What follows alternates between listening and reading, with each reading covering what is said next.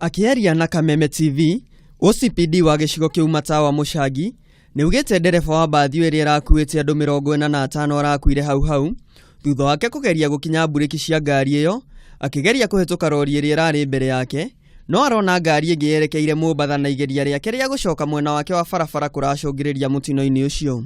Ilikuwa inatoka upande wa Malindi ikielekea upande wa Mombasa, iligonga tukutuku upande wa nyuma. Tukutuku akapoteza mwelekeo akaenda kando ya barabara. Wakati imesimama wakigojea polisi waje wafanye uchunguzi wa hiyo ajali, na hii basi ikatoka upande wa Malindi ikiwa kwa bio zaidi. So far tuko na wanu fato, yuko mmoja ametuasha, watatu wameumia baya sana na mmoja kidogo.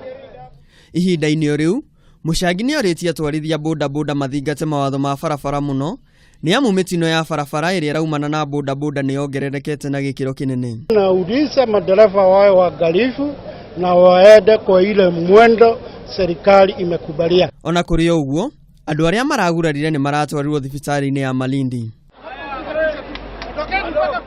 Handũ-inĩ ha Kameme TV, njĩtagwo Misheni wa Mũngai.